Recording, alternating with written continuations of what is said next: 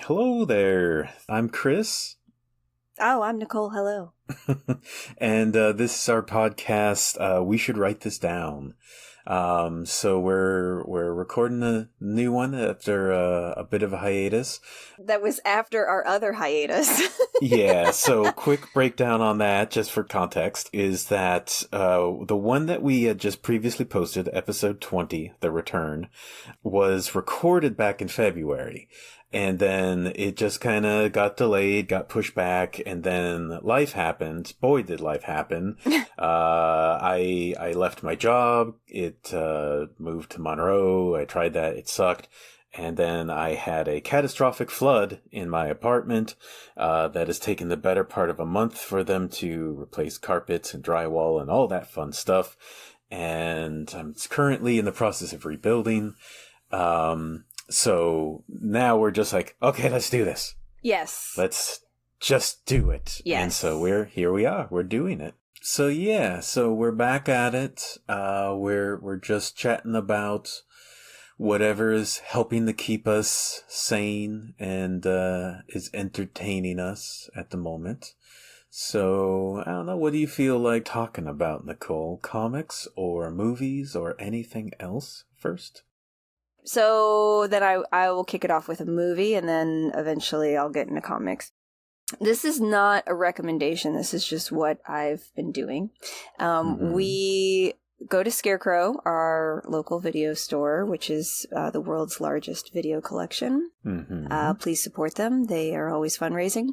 And they also do rent by mail. Now that is over, one of the guys there, Jamie, really love him. He's our favorite. He's really into Crown International Pictures. And this was a independent film studio and distribution company formed in 1959. And they just make kind of just terrible movies. Perfect. Because my husband loves the 70s, is obsessed with it, and was born within the 70s. We are typically hitting some kind of mid to late 70s type movies.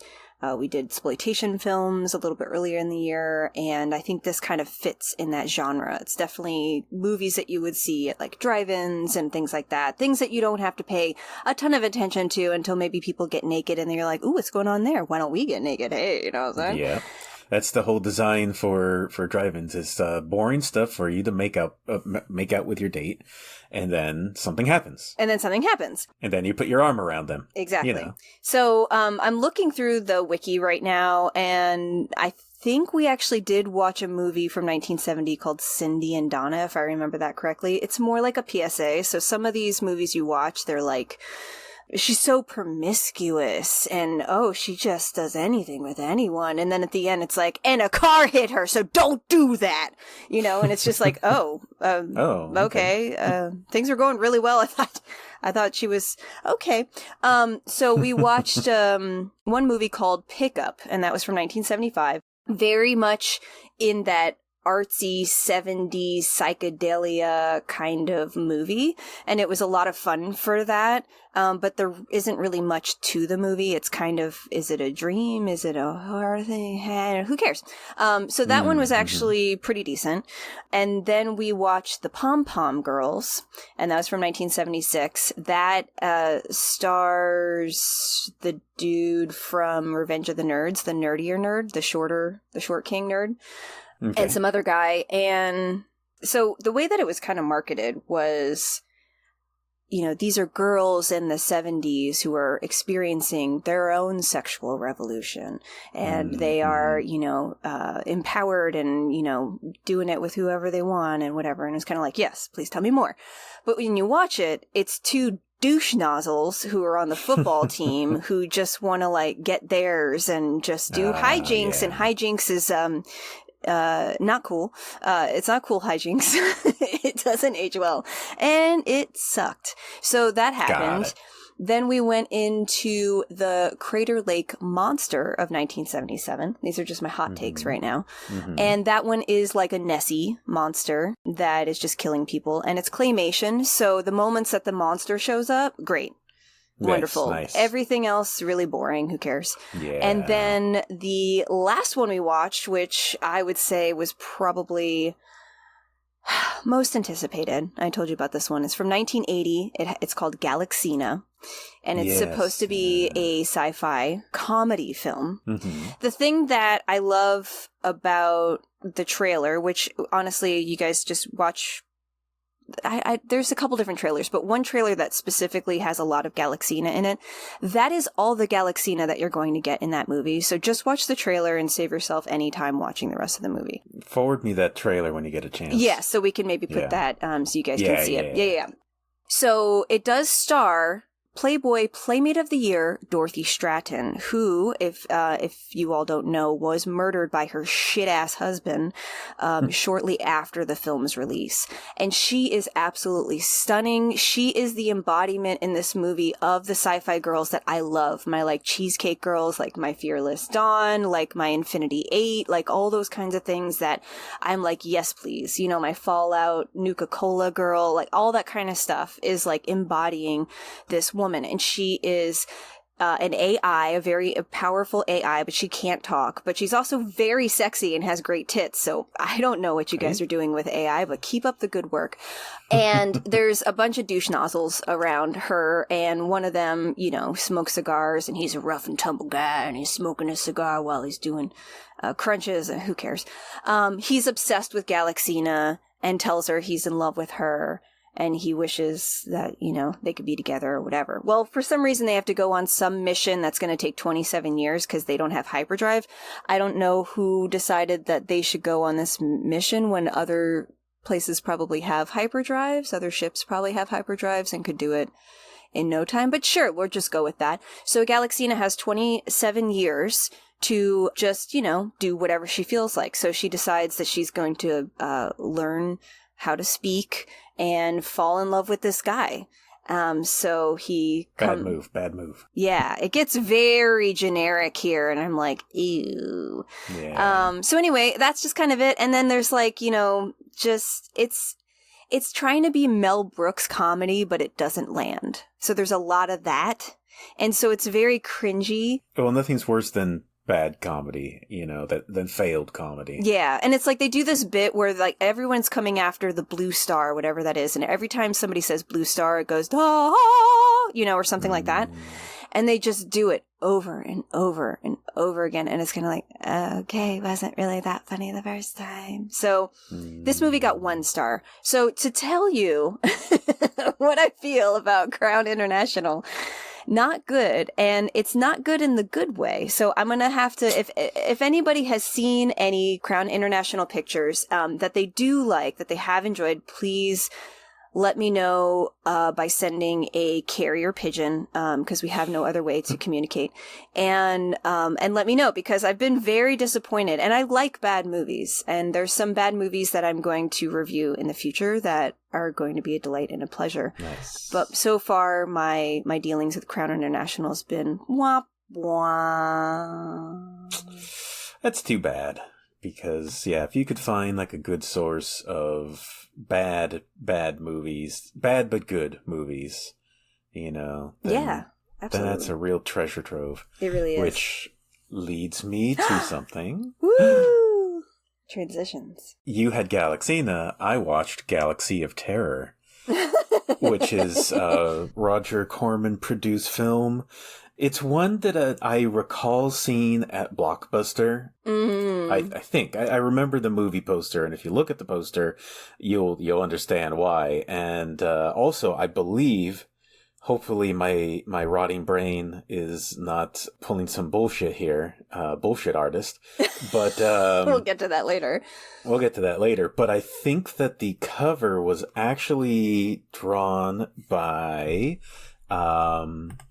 I'm so sorry, my brain. Oh, please, use the power of the internet. Paul Chadwick, of Concrete Comics. Oh, cool. I believe he actually did the poster art. Because I follow him on Twitter, and then this poster popped up. He's like, oh yeah, that thing. And it's just like, what? Oh, what? yeah. Weird timing.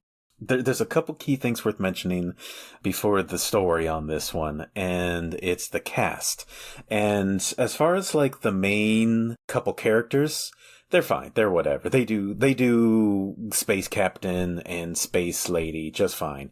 Oh, so actually the main captain of the ship is not the main character, but is played by Grace Zabriskie from Twin Peaks. It's Sarah Palmer. And when she popped up, I was like staring at her because it just wasn't clicking because she's a bit younger. And I was just like, what? And then I just pictured her screaming like at the end of Twin Peaks Return. And I'm like, Sarah Palmer. So that's an interesting thing. And then one of the characters is played by Sid Haig. And again, he's pretty young in this. He's the master of the crystal shurikens. It's got a very young Robert Englund. And nice. Wow. Yeah. And then there's a cook on the ship. And he is played by Ray Walston. And Ray Walston, I'm sure like in the larger part of his career, he's a bit more known for like his classic movies like Damn Yankees and stuff like that. But he was the main title character of My Favorite Martian. But what clicked in my brain was he played Glenn Bateman in the television movie series The Stand. He was the kindly old man with a golden retriever. So, of course, I remember him. Maybe more for the dog, yes, but he was good in this.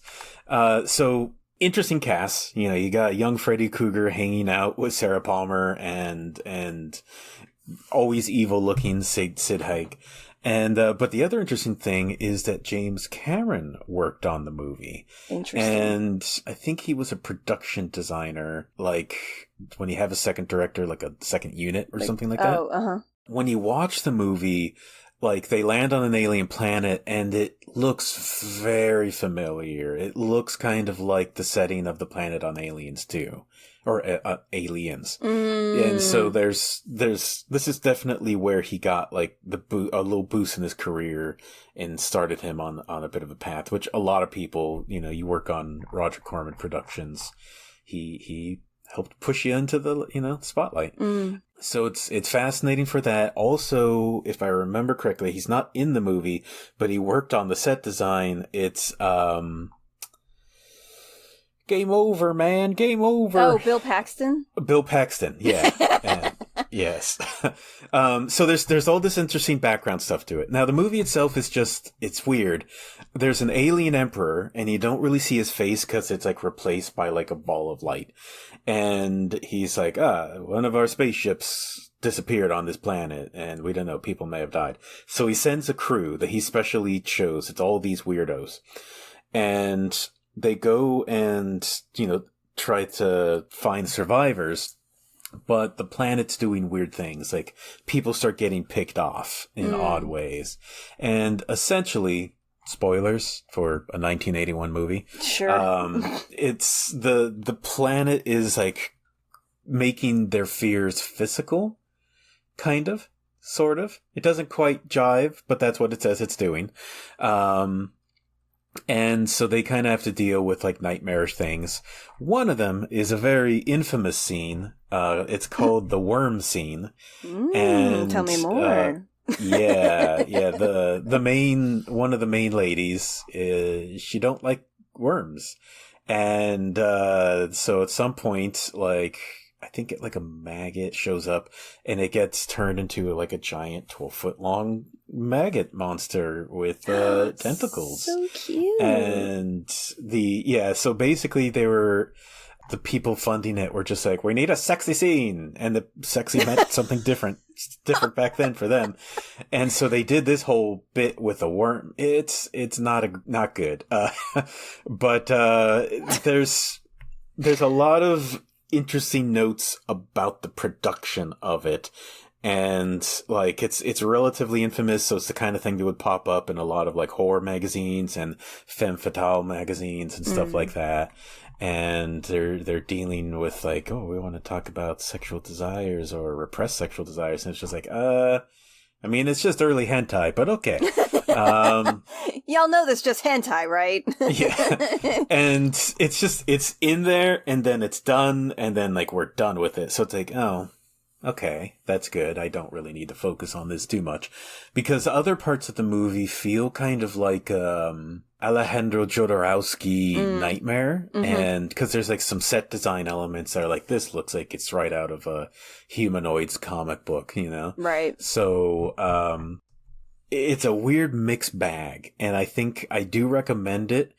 Just for seeing it as this melting pot of like creative talents and actors. But quick little pre-warning. There's some worm stuff going on, and hey, if you want that, good for you. I got a movie right for you. Is it consensual or? Oh no. Okay, it's like multiple maniacs with the lobster. I don't know about that, but okay. It's random. I'll trust you. A giant lobster shows up and Divine gets it. Oh, okay. The end. Got it. And then you're like, okay, here's the rest of the movie. And you're like, oh, okay, but could we talk about the lobster? No, we're moving on. No. So yeah, this was on Shudder, so I think it's still on there. If you want to check that out, check it out. Like I said, it's a trip for a bunch of the actors. So that was that.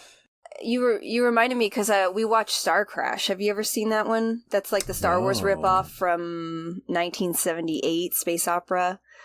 It's got baby David Hasselhoff in it and Christopher Plummer.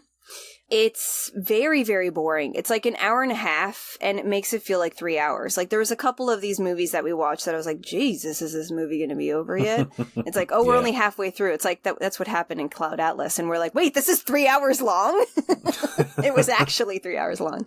But Starcrash is pretty much Star Wars-y ripoff, but boring. Like, even the love interest that shows up, which is Hasselhoff, he doesn't do anything. He doesn't say anything. He has no personality.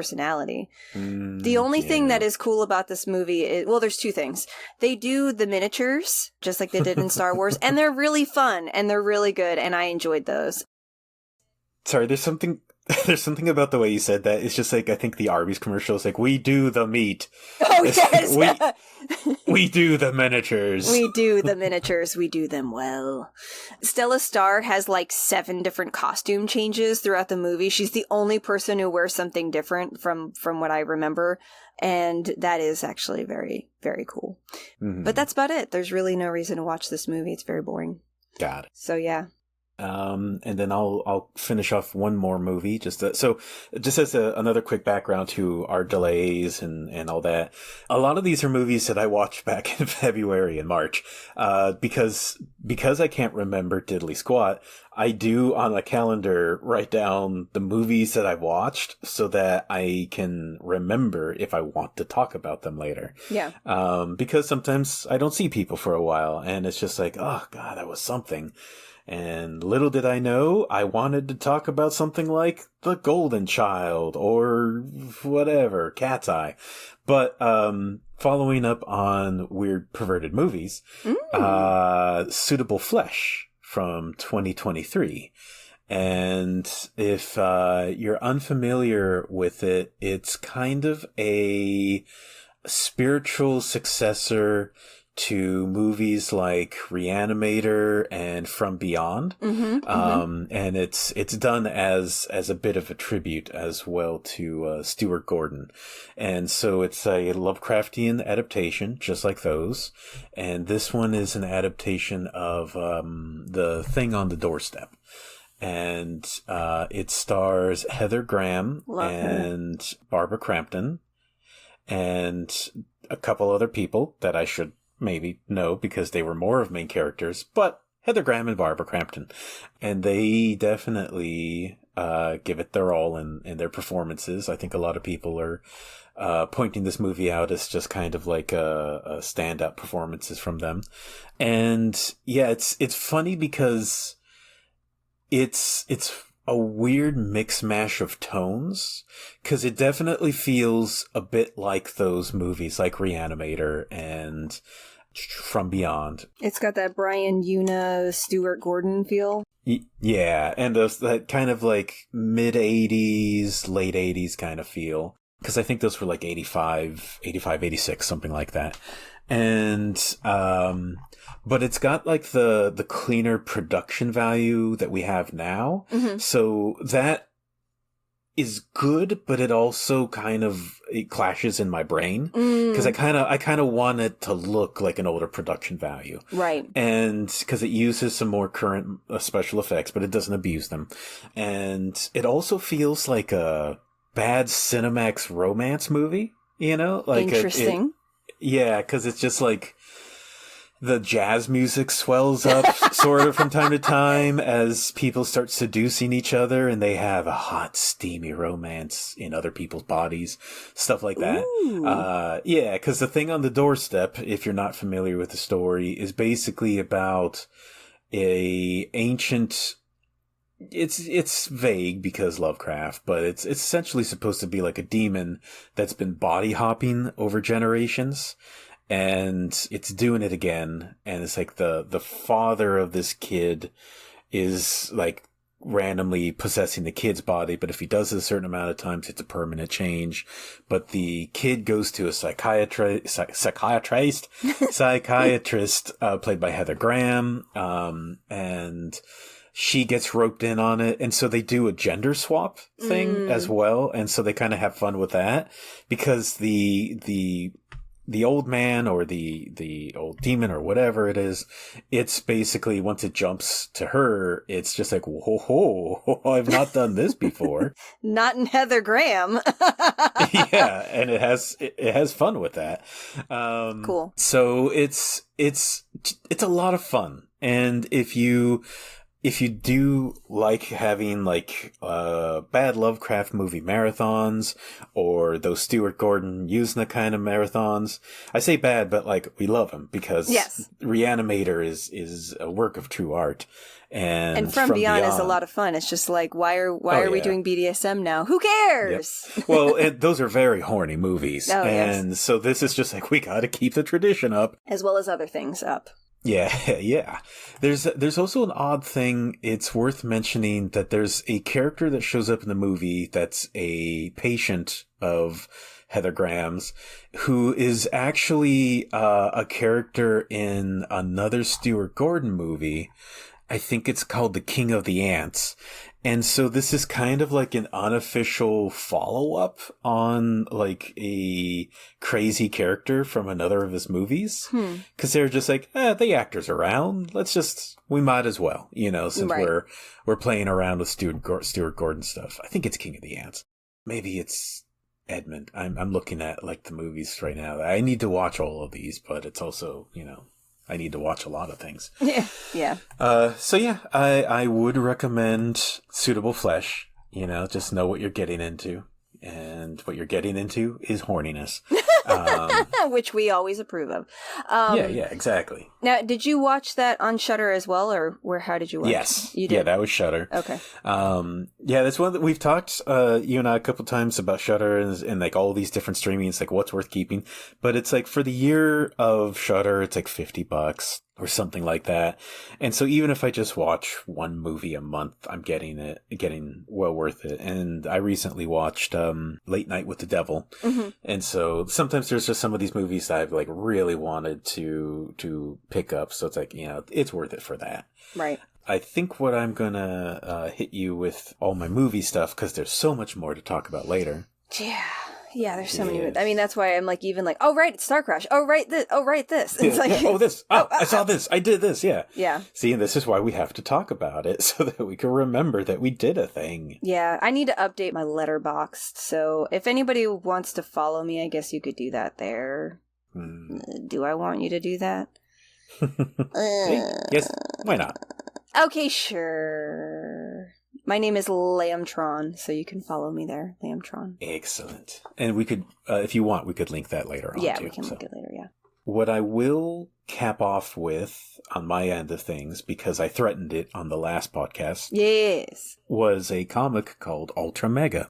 If you like kaiju, and if you like Ultraman kind of stuff, and if you like horrible violence, boy, do I have a comic for you. So I came in late to this. This was something that I meant to pick up a while back, but, we've talked about how we have trouble keeping up with reading after our comic stores went down. This is by James Herron with Dave Stewart, and it's his own like love letter to kaiju, and God, I love it so much. So this is the timing too is good that we had this big delay because so 3 issues came out. They're like big oversized issues, so 1 trade paperback. And when I finally read it, I was just like, I need more. Give me more. Oh my God, there's no more. So he went into a hiatus, and I think the 3rd issue came out back in like mid 2021, something like that. So they just announced the return, and I'm pulling that up right now. We are looking for September of this year for the return. Oh, so I guess there were 4 issues. Okay, the trade is 1 through 4. So yeah, issue 5 is coming out. It's going to be like a 72-page, massive, oversized thing with a lot of variant covers, which, you know, that is what it is. But Mike Mignola has a couple of them, so that's nice. So just in time for people to get hooked into this. The real quick summary of it is that there's a cosmic plague that transforms everyday people into horrible kaiju. And there are 3 random people that were chosen that are imbued with like Ultraman powers. Ultra Mega, they call it. The thing is, like, it really messes these people up because they're not meant to have it. They kind of give you a little background on 2 of them, but the main one is just a schmuck. Just a random schmo.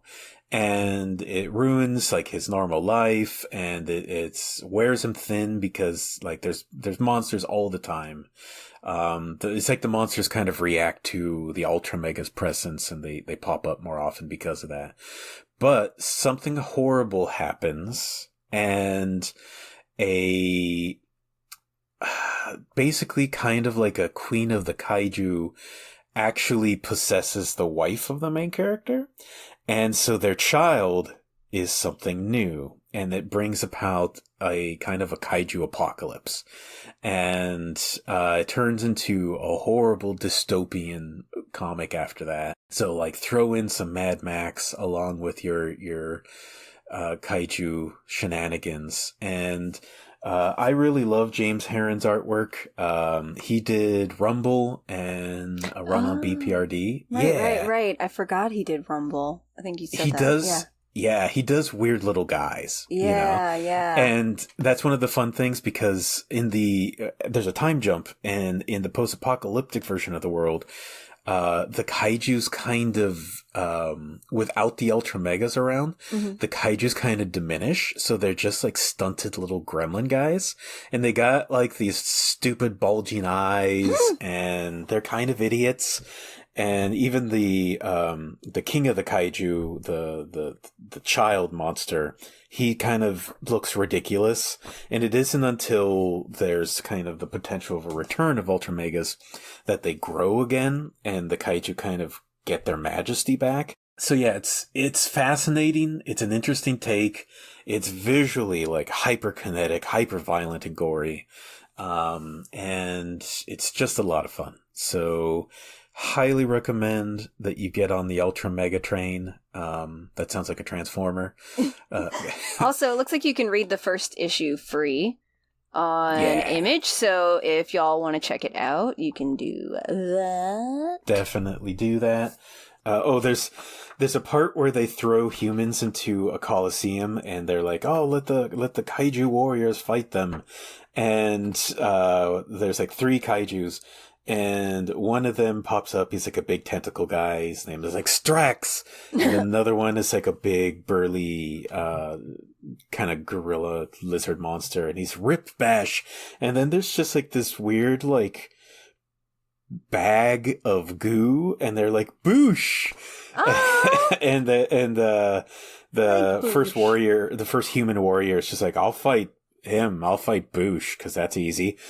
Boosh just like unhinges his mouth and his intestines come out and he digests this guy. It's great. He's splurpy. He's splurpy. He's splurply. Splurply. Go listen to our old podcast for the lore. Podcast lore. The lore on Splorpy.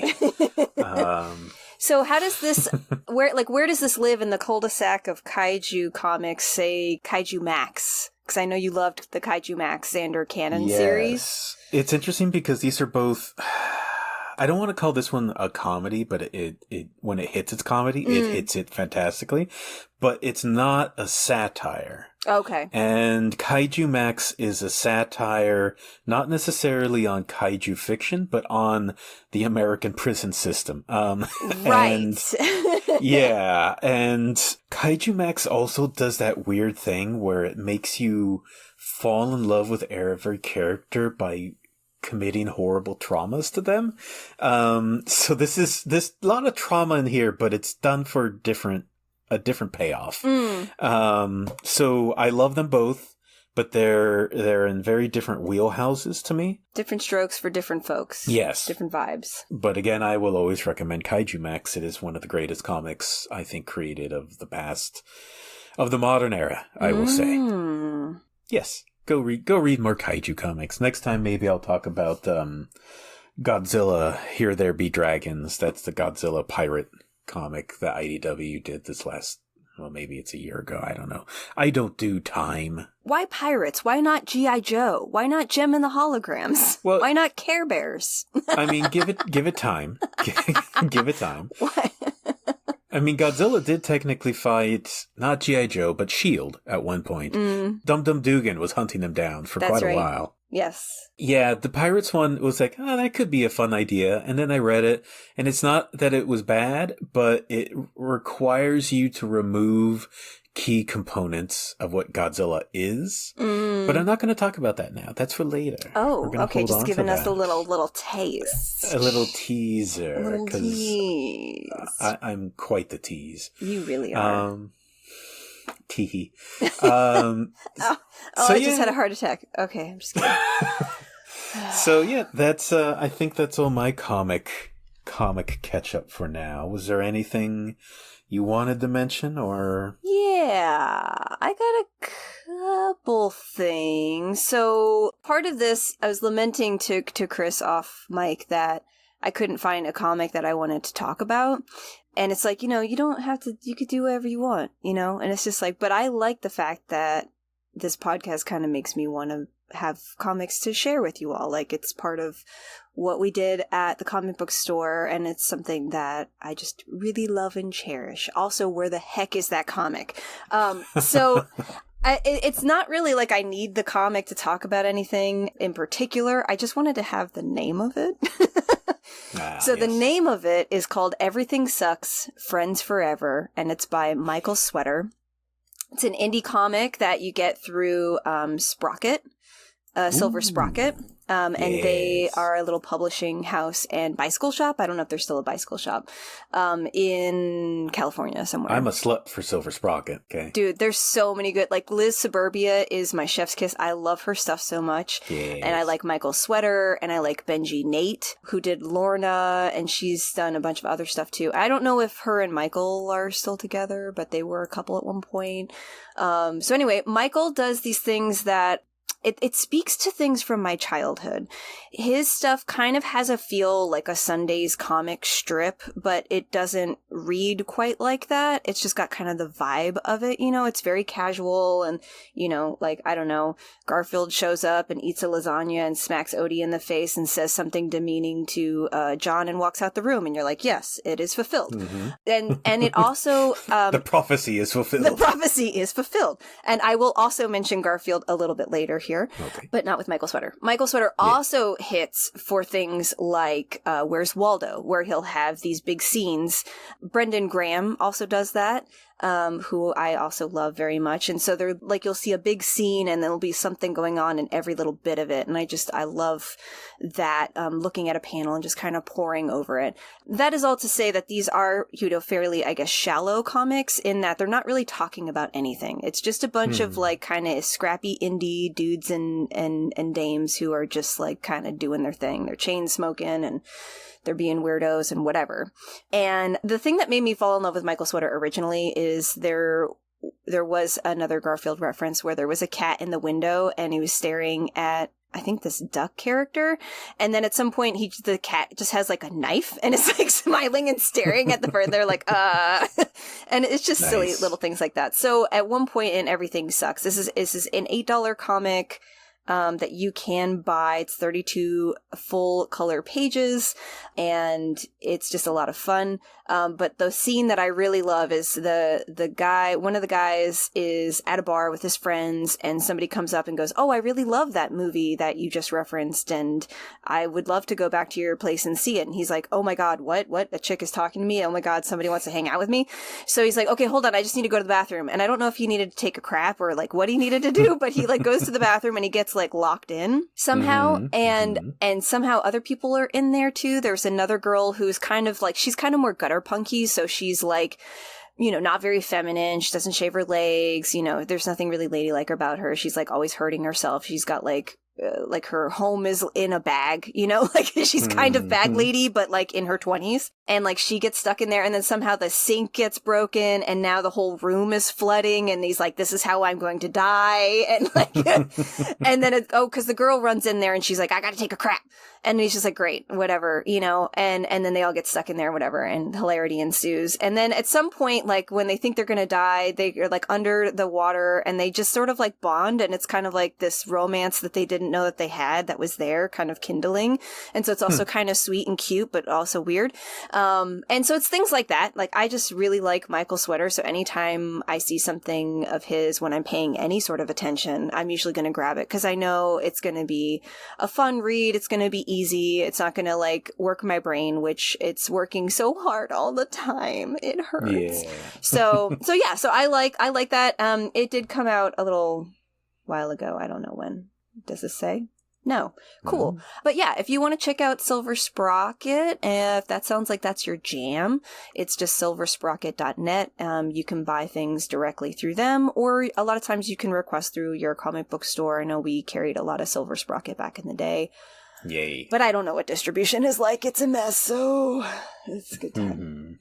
I have another comic, but did you have anything else that you wanted to talk about? No, you continue, please. Okay, so I'm going to finish it out here. This will also end my Garfield references for the day, so I've fulfilled my quota. Perfect. But and the prophecy. And the prophecy is continued. So as I was like, can't find the comics that I read or forgot that I had read these comics and whatever, I was just scouring my shelves because I have a beautifully curated collection of stuff that I've half read or maybe never read. I'm a great starter, not a great finisher. So anyway, I don't like to finish, and that just follows through in so many ways. Continual edging of comics. Yes, I am edgelordess of the lording. So I reread Manfried the Man because before the store closed, it was kind of like everything must go. And I was like, well, what else do I want to grab? There was a second graphic novel called Manfried Saves the Day. So I was like, great. I haven't read Manfried the Man in, I don't know, maybe 4 years or something like that. It's going to be an easy, quick read for me. And then I can talk about it on podcast because it's very cute and up our alley. Yeah. Well, I didn't get to Saves the Day. I just reread the first book again, and it actually felt kind of timely because the story is okay, so first off, the universe, I should say. Well, no, first off, it's a graphic novel by Caitlin Major and Kelly Bastow. One thing I want to do on the podcast is definitely make it so that, people can find these things a little bit easier, giving information, whatever. It is published by Quirk Books, and it does look like it is still available to purchase through various retailers. So if this sounds like a good thing, like for you, definitely check it out.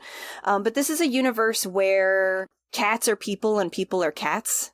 So they are life-size, upright cats living in the world just like you and I live. Or you mean like human size? What did I say? Life-size? You said life-size. Yeah, they're life-size. Yes, life-size. Human life-size. They're like a big gulp. Yeah. Yes. So they're human-size and they're upright. And their pets are middle-aged men of varying bulbousness, skin color, male pattern balding, etc. Yes. One of my favorite things is how the men, they're all naked, And so you just see their like little dickies and balls. And it's just like so adorable. Just like you would get like a little cat figure that, you know, like a Japanese mystery box cat figure with balls. I'm saying this because I own this. Yep. I know what you speak of. Yeah. And it's just one of those things where it's like, you know, balls on pets are just, they're just cute. And so it definitely fulfills the same way here. Mm-hmm, mm-hmm. And the Garfield reference, just to get that out of the way, is that this is an orange man, like a ginger. They call him a ginger man, very much like Garfield. And at one point, the main character says, "Why are you laying in a lasagna pan?" And it's very much Garfield reference, so very cute. But this follows Steve Katzen, who lives in Catlanta.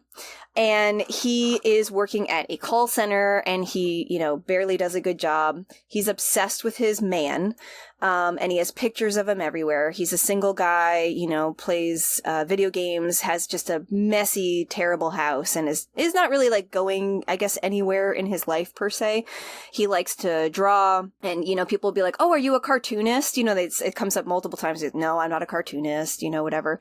But he's just working the grind instead of, you know, following his dreams, because dreams don't pay, and or dreams are also 5 times more work. Yeah. So, yeah. So there's a lot of slander throughout the book for Steve being a bachelor and loving his man pet. A lot of people are like, "Oh, you don't have any kittens yet," and, "Oh, you're just really obsessed with your cat. It's like really sad and lonely." Mm-hmm. So anyway, he's not doing great at his job, and he's just kind of irresponsible. He tries to help, like, his neighbor take care of her man, and they get into a fight because his man doesn't like other men. This is very weird. So it actually does go into a little bit of like toxic masculinity, I guess, but with the pets, in that, like, you know, he doesn't play well with other men, and he gets jealous, and he doesn't want to play with, you know, his toys with anyone else, and that kind of thing.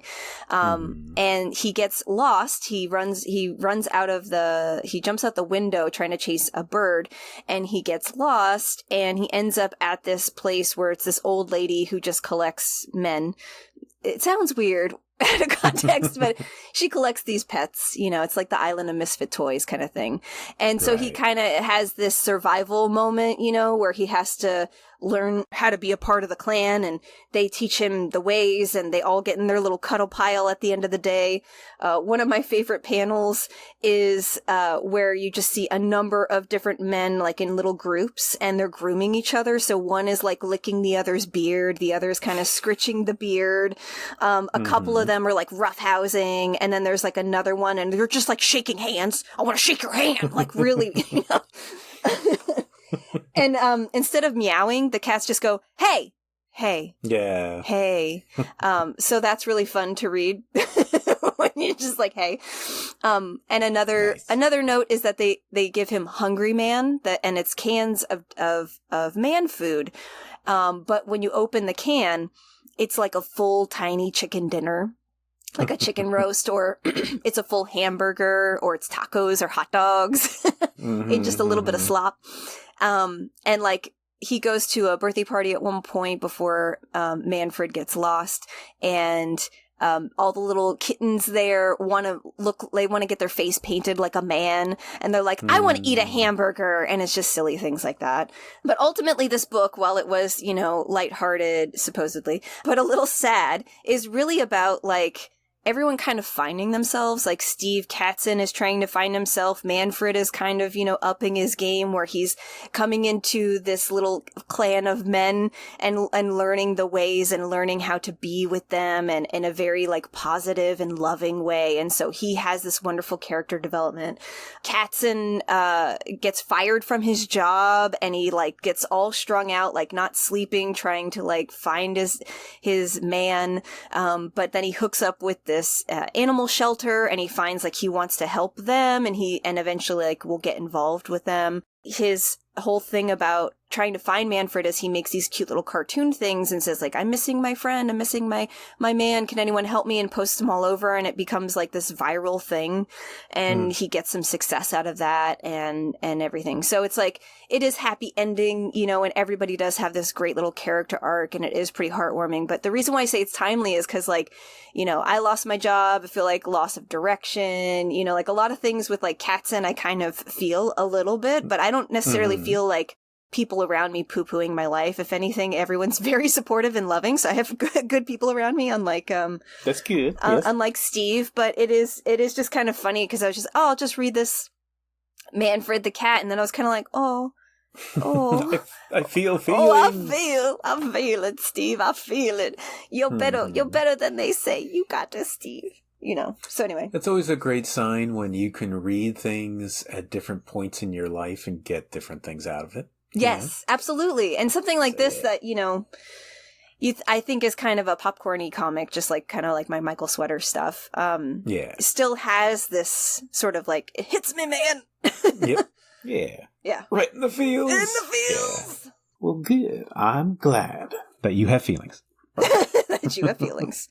Well, then, I think that does it for today, and thank you for listening to us ramble on about horrible kaiju murder and man-cats and catmans and weird sex stuff. Sweaters. And, sweaters, And, so thanks for joining us, and we'll be back next time to... I don't know, talk about some shit. And thank you very much. Bye.